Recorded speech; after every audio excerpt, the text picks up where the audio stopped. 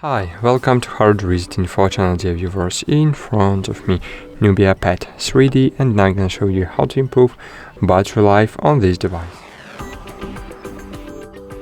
So the first thing you need to do is to enable the battery saving mode. Of course, this is the first thing you can do, and this is the first thing you should do.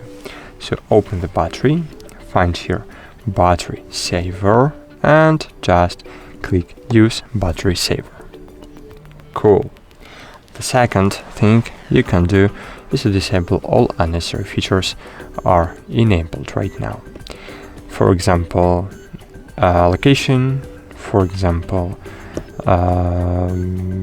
Dolby Atmos, and maybe that's it, and Bluetooth, of course. And of course, it's a very good idea to reduce screen brightness because screen consuming a lot of battery power. That's it. Thanks for watching. Like this video and bye. See you.